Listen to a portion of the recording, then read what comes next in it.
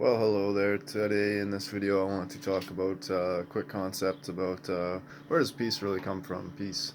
Um, so right now, let's look at something here. Like I'm standing here, the sun is shining beautifully. It's a nice sky.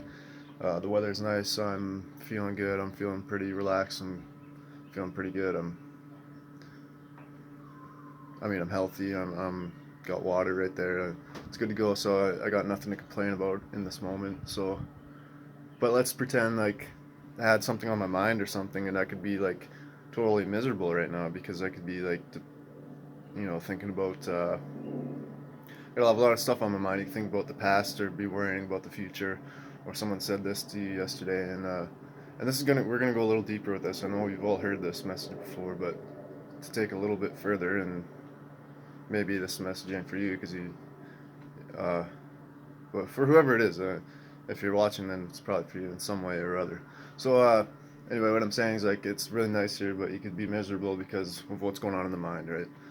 So, uh, now imagine like if you went to a different planet or like a version of Earth, or let's pretend like Earth suddenly, like in the next 2 years, let's say we found peace on Earth, and civilization is like, it's what everybody wants. Let's say you got everything you want, and but at that point, like in this moment for me, it's already here. But what I'm saying is like if you went to a planet and it was like that for everybody, and we made it, let's say we finally did it as a species, we got there. Is that really the end? Because you can go there and you can still be worrying about like maybe like you're concerned about what's gonna happen when you die, and you don't know what's gonna happen when you die. You certainly don't want to lose all this that we finally achieved. You don't want to lose it, all this beauty and happiness and pristine golden vision, everything. You certainly don't want to lose that. So now you're starting to maybe get a little depressed, get a little worried about, you're unsure, and the uncertainty kicks in, and then you start to maybe become a little, I don't know, depressed or whatever.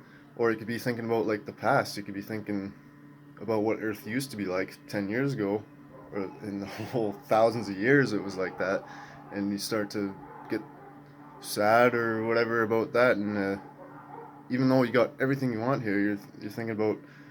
So you see, it's all in the mind. This misery and suffering is largely a mental thing, and so all I'm saying is like, how are we gonna get to world peace if even the situations and circumstances are just perfect and what everybody wants? If it's still the mind here, we still have to do something about our minds that like to there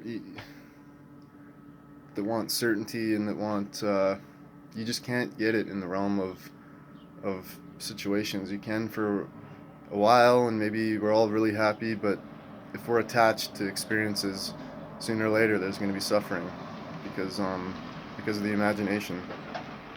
So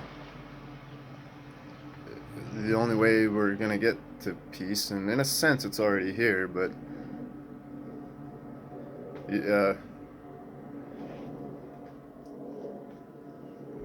the only way you can really find peace, and the only way it'll really come to this planet is by knowing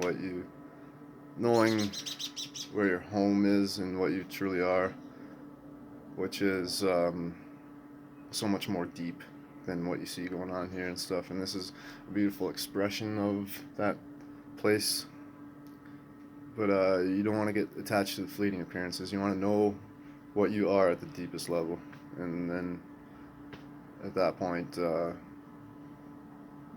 you're not attached to things. So I think that sums it up pretty good. So you just want to know that deep, silent place inside you, and try to honor that as much as you can. And I guess that's it for now. Thanks for listening. Have a beautiful day. See you.